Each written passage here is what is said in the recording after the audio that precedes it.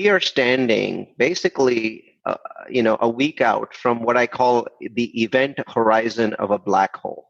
In my mind, and I will give this advice to people, anybody who asks me, I'm going to give them this advice. If you're in contract and you can get out, do it.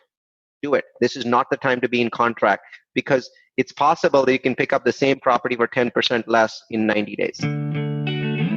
Welcome to the Rental Property Owner and Real Estate Investor Podcast, brought to you by the Rental Property Owner Association, providing benefits and services to real estate investors and rental property owners for over 48 years. With your host, Brian Hamrick from Hamrick Investment Group. This episode is sponsored by Green Property Management, managing everything from single-family homes to apartment complexes in the West Michigan area. Find out more at greenpropertymgt.com. Hello and welcome to episode 220. This coronavirus pandemic has changed our society and the way we live in a very short amount of time. Those of us who own investment property can't help but ask, how bad will it get? What does this mean for my investments? And will there be new opportunities that arise from these unfortunate circumstances? There are so many opinions and overnight experts sharing those opinions that it can be difficult separating the good information from the bad. That's why I'm excited to have Neal Bawa on the show today. Did I say that right, Neal? Yep. Great. Neal Bawa on the show today in order to cut through the clutter and give us a clear-eyed perspective on what we can expect. Neal is not only a real estate expert with over 250 million portfolio of multifamily, mixed use, and self-storage, but he's also a technologist who successfully applies data science to his systems and processes. Neal is the CEO and founder of Grow Capitus and Multifamily University. He's also known as the mad scientist of multifamily. And you're definitely going to want to pay attention to what he's sharing with us today. Neal, welcome to the show. Thanks, Brian. Thanks for having me on the show. And it's great to be with you again, though virtually this time. Since I met you over a year ago, I've always wanted to have you on the show. I guess it's both unfortunate and fortunate for our listeners that it isn't until this coronavirus pandemic has hit us. Today, it is Friday, March, what is it, 20th? Friday, March 20th. This episode will come out on Monday in 3 days. And, I think the question on everyone's mind right now is just how bad is it? I think the answer to that question is it depends on how quickly we can come together as a society. How quickly can we come together as a political system? Because the projections are for a really, really quick, extremely deep, very painful, but very short recession, a worldwide recession. That could be over basically late in Q4 or beginning of Q1 next year. If we can come together as a society, if we can stop this virus, if we can understand just how destructive this virus is and take all of the necessary painful measures, the sort of measures that my home state of California took last night after the webinar. I was doing a webinar with 500 people watching, and I was talking about the potential for lockdown happening over the next week in more states in the US. And my own state implemented it basically within 30 minutes of the webinar finishing. If those kinds of courageous steps can be taken, our Delta might resemble China. So I want to start off by giving you some good news. The bounce back in the Chinese economy has surprised everyone. It surprised me.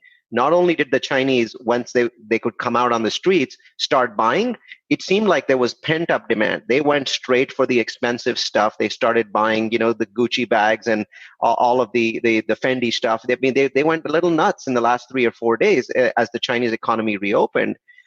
Their industrial capacity bounced back to 85% within 3 days. A lot of great things happened. So I looked at it and I said, wow, this isn't like previous recessions. There's no benchmark here compared to 2008 or 2001. This was like an off switch and an on switch. And I'm excited about that because the Chinese are doing what we're doing. They're also plugging massive amounts of money into their system. They did, quantitative easing and interest rate cuts. They did all of that. But then the on switch was so quick, so rapid that today every Apple store in China is open. So I think that's the good news that we have to start with, that the bounce back from this can be quicker than any recession in history. And then we can talk about the really bad news, which is that the downside is greater than any other recession in history as well. And let's talk about that downside, because I know you apply data science to, and you look at the numbers and the actual data. What is the data telling you about how deep this could go? So I became fascinated with what I was hearing in the media about a month and a half ago. And I realized that the media itself, basically listens to all the other media, and they say stuff that often is outdated. And here's a reason why everything that we know about coronavirus is outdated. Everything. The reason for that is human beings are used to working on a linear scale, right? A linear scale is either 10, 11, 12, 13, 14, or it's 10, 20, 30, 40, 50, 60. That's what we're used to using. So our minds, including the minds of the experts in the media, are designed to work in a linear scale. Well, this virus, though, doesn't work on a linear scale, right? Yesterday, I gave you an example in the webinar that you were watching, and I said, if we're the Avengers, this thing is Thanos, and Thanos wiped out half of the universe. Well, this thing can wipe out close to 10% of humanity if we don't take it seriously for a number of reasons. And the economic impact is going to make it seem like it wiped out half of humanity. So it's very, very important to understand that this is the most aggressive and nimblest opponent that the world has ever faced. Because even in World War II, men faced other men.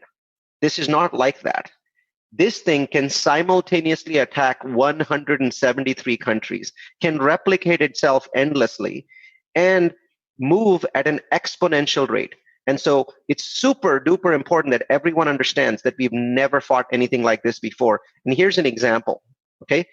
Exponential growth means that the virus doesn't go 1, then 2, then 3. It doesn't go 1, then 10, then 20, then 30, then 40.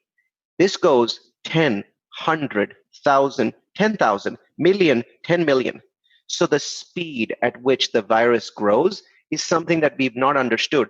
So immediately in late February, we created a website called coronavirusrealestate.com, and eventually we kind of started putting less real estate content on it. I just started focusing on the data science of the virus. So if you go there, you'll notice that there's a Google spreadsheet that is embedded into the website.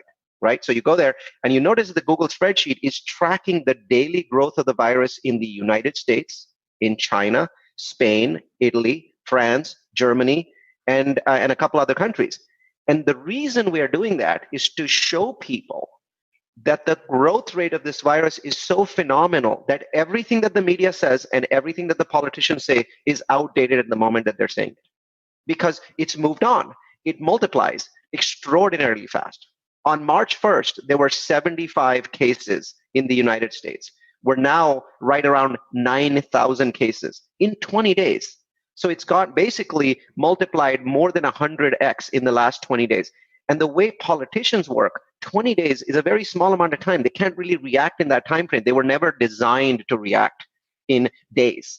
But the problem is, to fight this thing, you have to react in hours, not days, because days is too long. Because it multiplies too fast. It changes things too fast.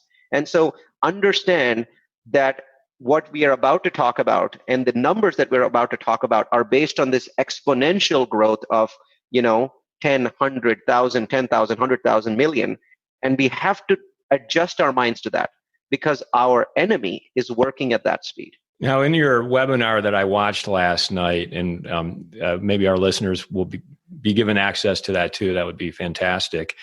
You outlined two different scenarios, two very distinct scenarios, scenario one and scenario two. One is kind of the worst case, and one is not as bad of a case. Can you give us a summary of each? So scenario one is what you call the worst case, Brian, but the only problem is that today that scenario is the current case. Even though it's worst case, it's the current case. So I'll pull those up in just a second because I don't want to miss any parts of that. So give me 5 seconds so I can give you the exact information about those scenarios. Let me see where they are. Come on. So here we are. So two scenarios. In the first scenario, we do what is known as containment and care. Right now, we're in containment and care where we are advising people to stay home. But I showed you a video yesterday that showed that the beaches of Florida and the beaches of Georgia are flooded with massive numbers of people. Bars all over the US, in many parts of the US, are filled. And so we are in a containment and care scenario. In this scenario, there's no national quarantine of the sort that Spain or Italy or China implemented. There's no national lockdown. People can still travel. Domestic airline travel is still allowed. Airports are open. In this scenario, and this is not my thought. This is the UCSF Biomed panel. These are superstars that of a viral and infection control, and people that have fought Ebola and other dangerous viruses before. And they believe that 40 to 70% of the US population will become infected over the next 12 to 18 months. Last night, even an hour before he announced a statewide quarantine in California, our governor said that by May, 56% of California's population would become infected. So in that scenario, if the virus has a 1.5% mortality rate, and by the way, I'm being overly bullish because in Italy it's 8% and China was 3.4%. At 1.5% mortality rate, it will kill 2.4 million Americans in the next year. And after that, we'll start to see what is known as herd immunity, which is a very useful thing that reduces the effect of the virus. But by the time it does that, it could have killed between 2.5 and 8 million Americans. That is the worst case scenario, but we are on worst case scenario right now. And what we are hoping, and we are very pleased to see that things are moving in this direction, is scenario 2. Within 1 week of yesterday, so by the 25th or 26th of March, we were recording on Friday, the morning of the 20th. Within 1 week, the United States starts putting large percentage of its population centers into full-scale lockdown. At this point, the only center in the United States that's in full lockdown or close to full lockdown is California, and it went in lockdown last night. The San Francisco Bay Area, it's 8 million people have been in lockdown for a week. So that kind of lockdown, it's called shelter in place, needs to be implemented. And it doesn't need to be implemented, by the way, all across the US, but places that are seeing massive outbreaks. And if you haven't gone to the Worldometer website, so worldometer.info website, you can see which places in the United States right now have largest number of outbreaks. It's very visible. I can tell you, here they are: New York, New Jersey, Michigan, California, Illinois, Louisiana, Georgia, Texas. These are the states with massive outbreaks and multiple outbreaks. The way that this virus works is you get case, cluster, boom, right? I can tell you, Brian, that all of the states that I named have multiple booms. The boom is this day when you get hundreds and hundreds of cases, even though the previous days you might have had 5 cases or 10 cases. You get a boom. And New York at this point looks like it has 7 or 8 different booms going. They had 2,330 cases in the last 24 hours. The fact that they're not in lockdown boggles the mind. If we manage to do that and we take these centers that are the epicenter of this virus and we lock them down, in that case, we should see a drop in cases by mid-May. So sometime in mid-May, this thing flattens out, it drops. Our healthcare system becomes completely overwhelmed in this scenario too, but we are taking aggressive and smart measures. The president is talking about taking over ventilator companies. That's a very smart move. We're going to, basically do wartime, manufacturing of masks, of gloves, and of protective suits. That's a very good idea. We are requisitioning Carnival Cruises' entire fleet, and they're going to park one of these ships off the coast of each one of these major cities. And now you have a hospital with 3,000 or 4,000 rooms. That's a very good idea. We will find ways to fix this thing in scenario 2.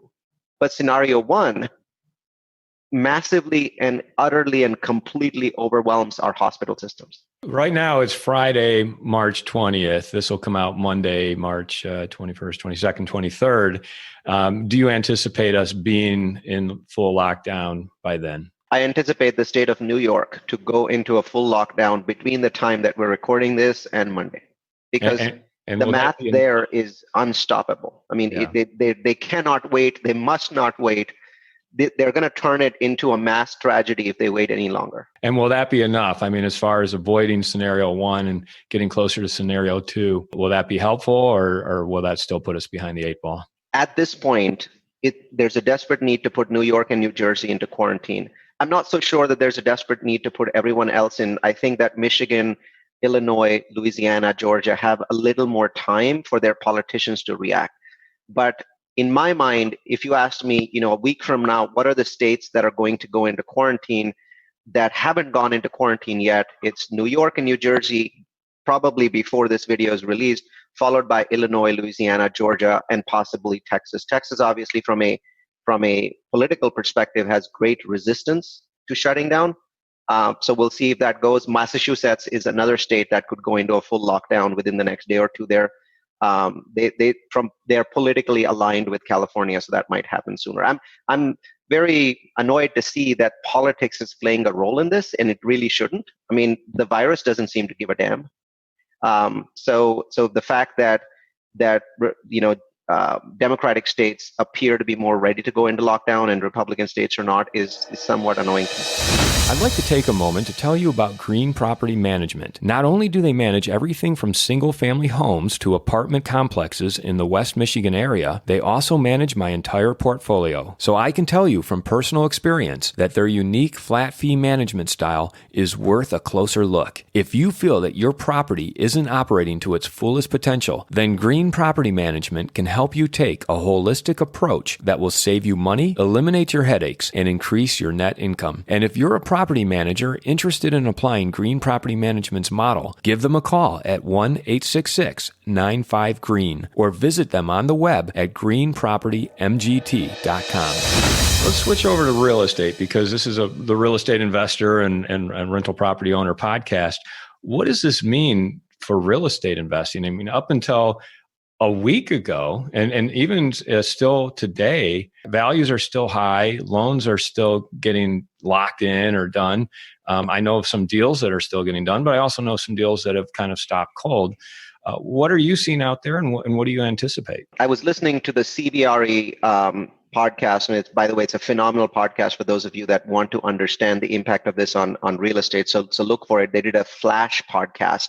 It was not on the schedule. Then they just send an invite out for a day before. So here's what I see. Number one, the drops in interest rates, the cuts that were made by the Fed to interest rates, that will help put a bottom under the single family market. But it is not going to prevent a price decline over the next 3 or 4 months. We saw this in 2008. It helped a great deal. It bought, values back, and obviously then created this massive bubble of real estate that we live in. But for the moment, for the next 3 or 4 months, what is going to be dominant is fear. What is going to be dominant is confusion and people second guessing themselves. So here's what you can expect to see for single family over the next few months. So let's go single family first, and then we'll go into commercial and multifamily.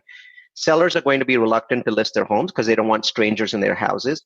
The National Association of Realtors is now saying that 1 in 2 sellers nationwide are either backing off from selling their homes, or they're changing how their homes are shown. They're saying, either we don't want buyers coming in, or they have to wash their hands and use hand sanitizer. They're asking buyers to remove shoes. Many of them are saying, I don't want any of that. I just want my home shown virtually. So obviously that slows down transactions. And then home buyers are going to say, I'm going to postpone my decision because I don't know if the Fed's going to turn, cut rates again. And if the rates are going to go down, buyers play this mental game of, our rate's low enough, and they're going to start paying more of that. And they're going to physically be afraid to go into homes. The California Association of Realtors is reporting that 46% of buyers have backed off in the last week and a half because they're afraid to physically go into homes. So bottom line, you're going to see a massive decline in sales volume. I'm not talking about pricing. So please keep in mind, I'm not talking about pricing. I'm talking about volume. Okay. So imagine what happened with the airline industry. As of today, 80% of the airlines industry schedule that's domestic has been cut, 90% international, right? Now, in their case, when they cut the schedule, it affects both their volume and their pricing, right? So right now I can afford to go to Puerto Rico for $55 from the San Francisco Bay Area, $55, right? That's just ridiculous. So In the case of homes, though, because real estate moves slower, which is a great boon, by the way, that it doesn't move like the stock market, every 5 seconds, we're unlikely to see price declines. We are likely to see a massive decline in inventory and in volume. Inventory meaning sellers are not pushing new homes in, and volume meaning buyers are not picking up those homes. So we're likely to see that for the next 2 months.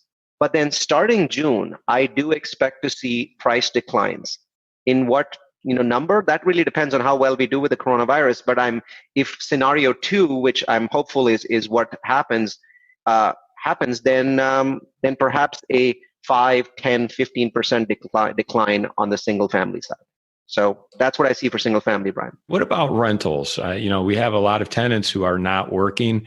They're going to have trouble paying their rents. How do you see that affecting both the single family rental market as well as the multifamily rental market, which I know you have a $250 million portfolio of? On the single family rental side, here's the first thing that you should know. Number one, single family renters have more money in the bank than multifamily renters as a group. Right? So I'm averaging it out across 10 million home people that are renting single families. And there's no doubt in my mind that they're more affluent.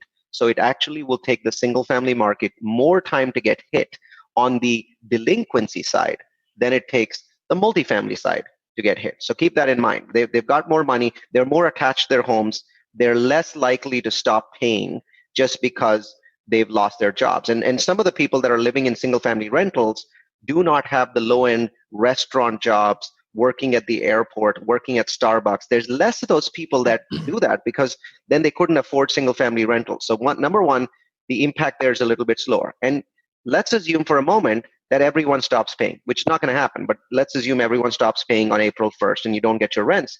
Well, then very, very quickly, within the next 15 to 30 days, you will notice that your lender is sending you emails saying that they've been approached by the feds and are open to you filing, here's a form, fill it out so you can defer your mortgage. So it is not possible for state after state to start announcing you cannot evict people and then not announce that you can defer mortgages. So right now, I assure you, every mortgage in the US is working on deferment of mortgages. So the single family market will end up deferring their mortgages, and deferring doesn't mean forgiveness, Brian. We still have to pay our mortgage, but it means that let's say we defer for 3 months, right? Which is the most critical 3 months, April, May, and June. Let's say we defer those 3 months. Those 3 months get added to the end of our mortgage. For single family, it gets added to the 30th year, which is, maybe 20, 30 years from now. And for multifamily, it gets added to the 10th year. So either way, if there's large-scale defaults that are going to, a large-scale delinquency that's going to occur, which I predict it's going to occur, we will have tools at our disposal as landlords. So don't think that we're completely weaponless in this fight. No, we've already seen movements. CBRE, Marcus and Millichap are already activating their lobbies at the federal level, asking for there to be loan forbearance. And even they're going beyond forbearance. They're saying that we as an industry should get the sort of handouts that you're about to see to the airline industry. That's new information since your webinar last night. Correct, because last night, at the same time that I was teaching the webinar, the real estate lobbying industries were meeting and they put together their requests and they're actively lobbying for a bailout today. And I think that we may not get to free money, but we may get to lots and lots of loan forgiveness and forbearance.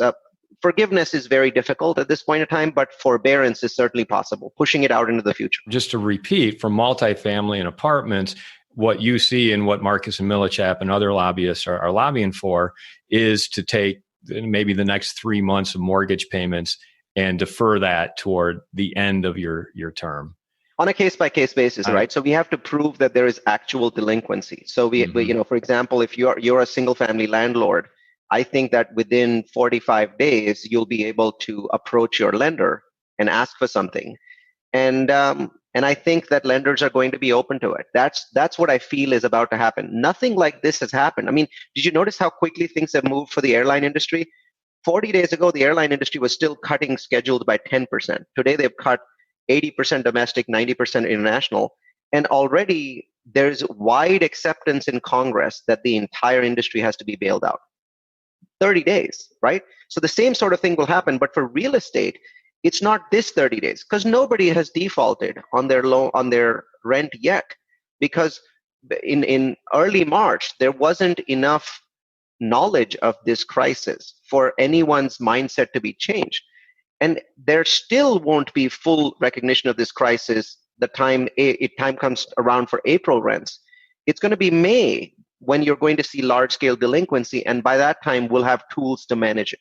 What do you see with property tax? Because that's one of the other big ticket items when you look at your expenses is property tax. What will states, municipalities be doing about that?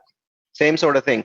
I believe that within 45 days to 60 days, we will get the ability to defer property taxes. Please note that some of this is already happening. So businesses are now allowed not to pay up to $20 million of taxes that was due. And small businesses, of course, will take huge benefit out of this, because instead of paying the government their 2019 taxes, they can use this money to pay their employees, right? They can use this money to pay for other expenses. The same, you'll see a cascade effect. You'll see property tax authorities declaring a property tax holiday or forbearance where you can not pay them for 3 or 4 months. I think the only industry that is unlikely to issue that kind of a holiday is the insurance industry, because it doesn't make sense to do that. You don't want to stop paying your insurance. But I think on the property tax side, on the mortgage side, within 45 days, I expect that both on the single family and multifamily side, we will have lenders providing us online portals and forms to do forbearance. Speaking of insurance, I spoke with my insurance agent yesterday just to see, okay, how are we covered on our multifamily? And the answer is we're not. And I'd imagine that's probably what most investors are hearing about their commercial real estate. So there is a way for us to get around that, and that is what our lobby is working on. Do you remember that our insurance has an Act of God section? Right? So there's a clause called Act of God. We are, not just us, but every kind of business in America is going to lobby Congress to make coronavirus an Act of God event, in which case it becomes part of our insurance. If that happens, everybody benefits. Insurance companies get slaughtered. Yeah, we'll see if that they do have one of the strongest lobbies out there, so I'm not suggesting that that's going to happen. Yeah, I'm not going to hold my breath till I get my insurance check. Just as our residents are going to get relief, possibly money from the government, we'll see what happens. It sounds like people do understand, our elected officials do understand that multifamily owners need that same relief as well. Yeah, and what's important is that when you think, let's go back to that relief that you just discussed. This is not about multifamily, but we are the biggest beneficiaries, and I'll tell you why. So a family of 4 is likely to receive $3,400 of relief. Okay, and how does that calculate it? $1,200 for the male in the family, $1,200 for the female in the family, $500 if they have 2 kids. So I'm assuming if you look at an apartment, the very common average scenario is a family of 4. Well, that family of 4, if they live in an apartment, then it's very likely that within the next 30 days, they will receive $3,400. Now, the average rent in those multifamilies is somewhere between $900 and $1,100 a month. So when you receive that $3,400, Brian, one of the first places that you're likely to apply it to is the roof over your head.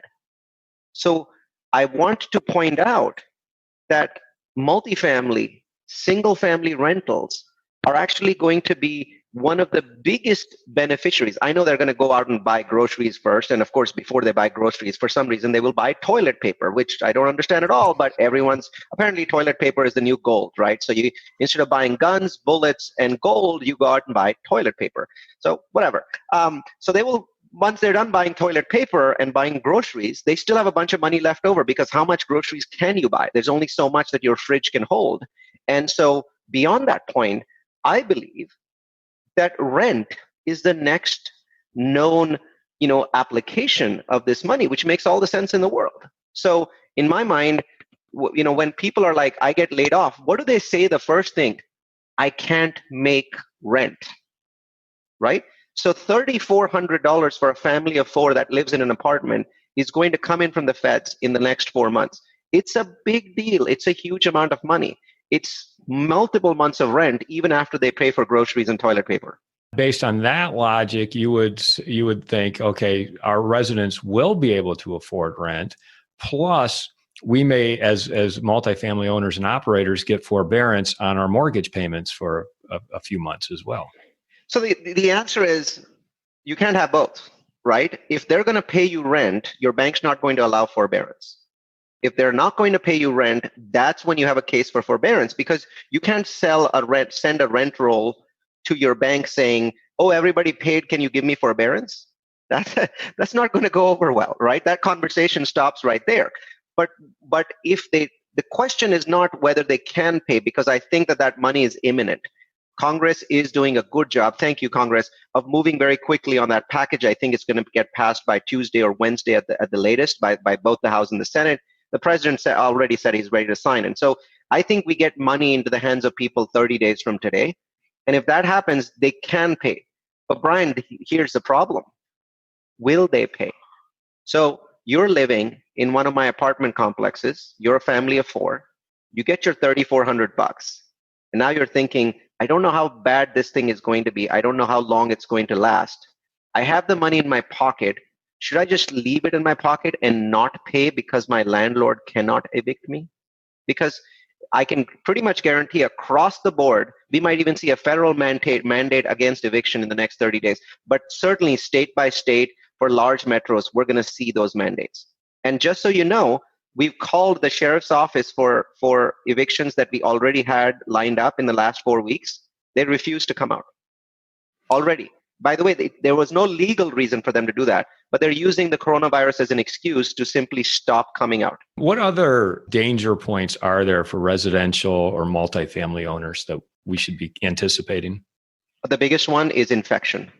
You really have to lock down your communities. You're actually in charge of your communities, and how safe they are is totally dependent on us. We've locked down. We've put yellow tape around every playground. We've locked down gyms. We've taken away the cookies, the donuts, and the coffee from the clubhouses. We've shut down the clubhouses. We are repeatedly telling tenants to stay in their homes. And most importantly, we are being very cautious with our maintenance staff, which goes around to everyone's unit. The biggest problems that we're having is we can't find enough gloves. We can't find protective gear. We can't find masks. And so that's hampering our efforts. But our biggest risk is that our community becomes an infection source. Because remember what happens: case, cluster, boom. You could go, to 100% vacancy in 2 months because people will simply leave. They're not going to say, they're going to say, I'm going to worry about my rent later. I'm leaving because this place is infected. What about shared laundry rooms? What's your process there? So that's been an area of discussion. It's an area of vulnerability, and we can't shut down those laundry rooms because people need them. And so at this point, they're open, and we're still scratching our heads going, how do we make this place more secure? Let's talk about other asset classes. You did a great job in the webinar last night, kind of breaking down the most vulnerable asset classes to the least vulnerable. Are you able to give us a rundown of what that list was? Absolutely. I have it up on my other screen here. So Great. One of the best ways to understand which asset class will get hit the most or the least is to actually look at what is known as the REITs. Real estate investment trusts are these billion-dollar roll-ups of some kind of property class, like senior housing, skilled nursing, hotels and student housing and multifamily and all sorts of asset classes. They're roll-ups, right? And they're public. And so when you look at their stock value, how much it has declined in the last 20 days, you get a really good understanding of what, number one, the market is thinking, and number two, the people that control billions of dollars are thinking, right? It's what is their initial thought? So it is not surprising at all that the biggest hit so far has been senior housing and skilled nursing. We had this case where we had this facility. It was in Washington State, and it had 130 cases. As you can imagine, because that thing was all over the news constantly, people are afraid right now of putting their elders into a skilled nursing facility, into a senior housing facility. So not only is no one going into those facilities, a lot of people are coming out. right? So people that are in there are like, these places are like infection. I'm going to die. I'm going to go live in my son's basement for the next 30 days, but I'm not living here, because if I live here, I'm going to die, right? So in the short run, the stock for senior housing is down almost 50%. I mean, it's down almost as much as airlines, and that makes sense. A lot of it is, paranoia, obviously, but until the infection rate dies down, if I had my dad or my mom in a senior housing facility, I would be driving there right now, even through a lockdown, to get them out, because their chances of getting infected there are dozens, if not hundreds of times higher than in a bedroom in my house. So they got hit the most. Next was hotels. That makes perfect sense, right? So at this point, hotels are empty. A lot of hotels have even offered to turn themselves into makeshift hospitals, which is a really good strategy. I think this is how we're going to fight it, war style. And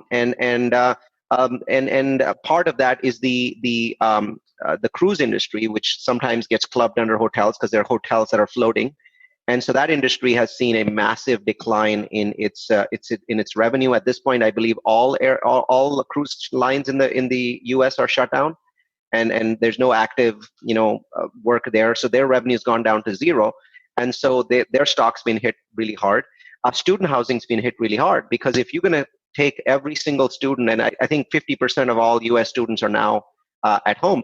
If you're going to take all of those students out, then that's going to have a massive impact on their revenue. And so that market has been hit. Malls have been hit next, and I'm surprised malls are not hit more. They're only down about 30%. I would have expected that they would be down 40 or 50%. Strip centers and malls are really going to lose quickly, because you think about us in multifamily, we haven't lost a buck yet. You think about rentals. No one in the United States has lost their first dollar yet. But imagine what happens if you were a strip mall and you had tenants in there.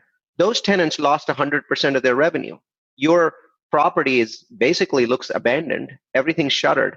And you know that there's very, very little chance that anyone is going to pay your rent on the 1st of April. So those areas got hit, and I don't think that malls and strip malls have been hit enough yet. They will be hit more. Office down about 23%. And initially I was like, what? That doesn't make sense. But then I realized a lot of office space in the US are larger companies. They're well capitalized. They have a lot of money. They're unlikely to not pay their April 1 rent. Maybe they won't pay in June or July if this thing drags on. But I don't think that they're going to stop paying in April just because they told their employees to work from home. So smaller offices are likely to get hit. Larger offices, not so much, at least not in the April-May timeframe. So we saw a 23% decline there. Apartments went down 23%. I was a little surprised by that, but I think that people don't understand that we are going to be the primary and the first or second beneficiary of this free money that the government is about to distribute, right? It's a huge amount of money, and we're about to distribute this. The moment they take care of the food, they're going to pay their rent. So I don't think that apartments deserve to be down 23%, but I'm really glad we're not down 49 or 50% like the senior housing space, or down like the lodging, the hotel space. So those were some of the buckets. And on the bright side, single family rentals only down 18, 19%. And that makes a lot of sense, Brian, because as I said, the people that rent single family homes have more money in the bank and are more attached to their single family rentals than the apartment rentals are. And they also don't have this fear that apartment renters have right now, which is, if this place gets infected, I'm leaving. I'm going to go live with mom, right? Well, that doesn't happen with single families because you're in your own bubble. And so I think that even minus 19 is on the higher side. I think that they should only be down 10%. I think the single family rental market is protected for the moment. And then we saw the superstars, the ones that were doing the best: medical offices and self-storage. Self-storage, obviously, everybody knows this. By this time, it's the most most resilient asset class. Why? Because when you're worrying about whether I should pay $1,000 in rent, you don't even think about the fact that there's an auto deduction going out from your bank for $80 for your 10 by 10 unit. You don't think about that for 2 months, 3 months, 4 months. And just the hassle of having to basically save that $80 this month And then having to go and find a car and then take all that stuff out. And then where do you put that stuff? You can't put it anywhere else. So I don't think the storage industry really gets hit. I don't think their revenue is going to change at all in the next 2 or 3 months. They may not get new revenue, but their existing revenue that people will keep paying them, which is why of all asset classes, self-storage has been hit the least. But I think that medical offices, even though they got hit the next least from self-storage, should have been hit even less. I think, and here's a prediction, Brian, over the next 30 days, that vertical, medical office, and the life sciences verticals may actually be the only one in our sector that goes positive. It's going to go up as people realize that, like 9/11, this is a paradigm shift. When we are done with this thing, we're going to need a lot more medical offices. We're going to need a lot more life science offices, because you saw what happened after 9/11. The area of security, information security, physical security saw a 10-year boom. Well, we're about to see a 10-year boom in anything that is related to infection control in healthcare. So I think that area is one that, if there were medical office REITs, I'd be buying them. In fact, right after, in the middle of this day, I have people doing research for me on what I can buy. I want to buy medical office REITs, not apartment REITs. One of the other opportunities that you mentioned last night on the webinar was buying up distressed office buildings and converting them to medical office buildings. That's what I plan on doing, but I can't do that today because the distress isn't there, right? So I think that it's going to take 2, 3, 4 months for the distress to happen in the office sector. Not all of those people that have left will come back. Why? Because companies are taking hits. There are a lot of companies whose revenue in April is going to be down 80 or 90%. They're not going to, if they had the option of, letting go of some leases that were coming up for renewal, they're not going to renew them. So smaller offices are going to see some defaults, and I'm going to be first in line to pick some up. I'm very bullish, by the way, in terms of syndicators. I mean, if you're a syndicator, right now is a time to be fearful, but 2 months, 3 months from now, you and your army of investors should be buying a lot of stuff. And I want to get into opportunities that you see, but first I want to address our mobile home park investors. Mm-hmm. Where do they fall on your list of trouble? So they were in the middle, and I feel like that was unfair. I don't think that mobile home parks suffer as much. I feel like those are the people that are going to pay their rent when they receive the free money from the government.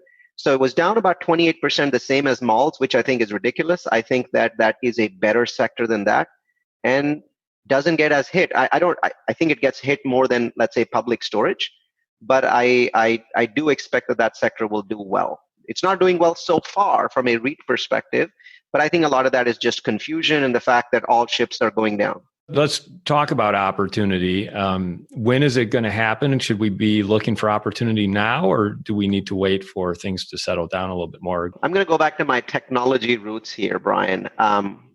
We are standing basically, a week out from what I call the event horizon of a black hole.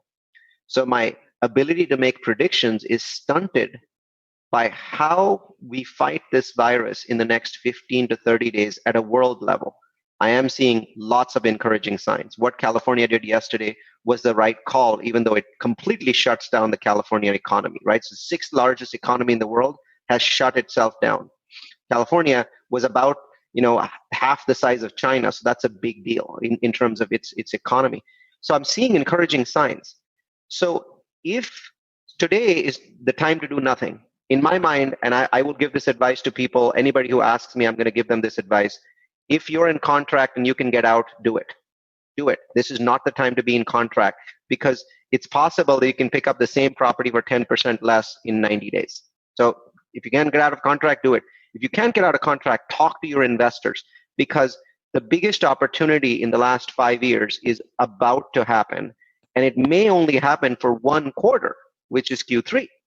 Q2, everything's shut down. How many things can you buy? How many things can sell, right? So nothing is happening. The world is on pause. And I don't think it unpauses until the end of May or the beginning of June. So that's when you'll start seeing people realize that they have to start listing some properties that are in distress. So Q3 is the potential opportunity. Will that potential opportunity happen in senior housing? Yes, it'll happen in every one of the verticals that we just went through, because in every one of those verticals, there are some properties that had no operating capitalization. They were already doing poorly. And so the, people had used up their last dime at that point and now just have to sell, right? They have no choice. Their bank will say, you know what, you just have to sell, right? And so there will be properties coming on the markets. The same thing will happen for single family. So I believe across the board, there will be opportunity. But I think that you may hesitate before you pick up senior housing because that may be a long-term mind shift for people and it might take a while before those senior housing get filled up. But don't hesitate to pick up deals in public storage. Don't hesitate to pick up medical offices. Don't hesitate to pick up apartments. And definitely don't hesitate to pick up single family. So you see those opportunities, be ready. Your job as a real estate professional right now is to message your investors who are freaked out and make them understand, right, that Warren Buffett has always been right. When people are fearful, be greedy. When people are greedy, be fearful, right? This is a time when you should be preparing your investors for greed and for execution in Q3. Anybody who is out there right now looking for deals, making offers, what do you say to them? Stop or renegotiate. So a survey that CBRE did said that 50% of deals in contract received counter offers with 5 to 10% lower prices. 50%. In my mind, the other 50% are just lazy. What exactly are you going to do? I mean, you just gave great advice for everyone, but what is your plan to take advantage of the opportunity that might arise from all of this? I am gathering money. I've been very frustrated in the last 18 months that either I can buy over, super expensive assets at super expensive prices, or I can choose to just sit on the sidelines. And so I'm going to be extraordinarily active in Q3. So right now, I have a 12-person marketing team, and it's all about messaging. We need to get our investors out of this crazy fear mode. Right now, every investor is afraid, right? And they should be afraid. But over 8 weeks, 9 weeks from now, when we've plateaued and our caseload has plateaued, and the money that the government has sent has had an impact on the economy, we're beginning to hear good news. Our investors need to be ready to act, because I don't think that sharp dip downwards in the economy lasts more than 2 quarters. Why? Because the amount of stimulus that we are pouring into this thing is unprecedented. At 1.3 trillion, it's already double of what we did in 2008. The rate cuts being that we went to zero. Remember, it took about 7 months for the 2008 crisis for us to get to zero. We're already at zero 15 days into the crisis, right? And not only that, I'm seeing every other bank in the world react better, every other federal bank, right? So Bank of England cut rates twice. The Bank of Japan cut rates, Germany's cut rates. Everyone's doing stimulus. Remember, stimulus is different from rate cuts. Rate cuts take 6 to 9 months to get into the economy. Money gets into the economy the day you send the check. So an incredibly large amount of stimulus happens. So my message for everyone is the same as my message for myself. Wait and watch. If scenario one happens, guns, bullets are probably the best way to go. Gold would be nice too. If scenario 2 happens and we get control of this the way China did, then the world will go on. This will be a blip. We'll laugh about it in a year. But because of the damage that we are doing to the economy in March, April, and May, there will be lots of deals on sale. I'm planning to get a bunch of them. And then long-term economically, with all this stimulus and lack of taxes being paid to municipalities, things like that, do you see more trouble? We're digging a deeper hole for ourselves further out into the future? Man, don't get me started on that, because I think that the answer is, Brian, we've already dug a very deep hole. So there's no way for municipalities and the federal governments of the world to pay back their debt. They're at the point where they're having trouble paying back the interest on their debt, right? Not the debt, just the interest. So I think everyone that has any sense of macroeconomics knows that there will be something called the Great Reset, right? That will happen at some point. I believe it'll be less painful than most people give it credit for, because I believe all of the federal banks of the world have already prepared for it. They have committees preparing for a mass forgiveness of of debt all around the world. I think it's going to be a 50% haircut. And on that day, anybody who is a borrower will benefit, and anybody who's a saver in the world, and the majority of the world are savers, not borrowers, well, those people will get screwed. So it'll be the biggest theft in history. When it happens, could be 3 years out, could be next year, could be 5 years from now, could be 10 years from now. But I believe that the debt jubilee is our future. And all this does is it brings us closer to the day of the debt jubilee. If you don't know what debt jubilee is, please Google it. It's one of the most important financial terms ever, because every single person on this planet is going to be affected on that day. Debt, Jubilee. Neal, how would people get a hold of you or find out more, and especially watch that webinar and keep up to date with the webinars that you're putting out? I had insane demand for the webinar. There were so many people locked out despite our 500 user Zoom license that my email is filled with people flaming me. So we're repeating it again every 3 days from now until the end of this crisis. And every 3 days, the content will be new. We think that every 3 days we have to rewrite our presentation because everything that we said the previous week is now obsolete. And so we are committed to doing that. And the best way to get that information, if you're in real estate, go to coronavirusrealestate.com. If you just want general information, multifamilyu.com. So either one of those two websites works. If you want to read more about, we have updated daily graphs on how the US is doing versus other countries, and they're on coronavirusrealestate.com. But in terms of the general real estate impact, we published that on multifamily followed by the letter u.com, multifamilyU.com. And in case you're looking to invest with us, you can go to multifamilyU.com, fill out any form and let us know. Just so you know, we're not buying anything in the next 60 days, but we'll be buying a truckload after that. Neal, I really appreciate you sharing this information with us. It's always great to get your perspective, on what's happening in the market, the economics of the investments that we're all making, and just what's happening with the coronavirus. Everything you shared with us has been very, very interesting, and hopefully it prepares us for what lies ahead. Thank you so much. Thanks so much, Brian. Thanks for having me on. I want to thank everybody for listening to this episode. I'm your host, Brian Hamrick from Hamrick Investment Group, and you can find out more about me by going to higinvestor.com. That's higinvestor.com. And you can also ask questions and join us on Facebook by going to RPOA, Rental Property Owner and Real Estate Investor Podcast. This episode was sponsored by Green Property Management, managing everything from single-family homes to apartment complexes in the West Michigan area. Find out more at greenpropertymgt.com. You've been listening to the Rental Property Owner and Real Estate Investor Podcast, brought to you by the Rental Property Owner Association. You can find out more at rpoaonline.org. If you enjoyed this podcast, please go to iTunes to subscribe, rate, and review.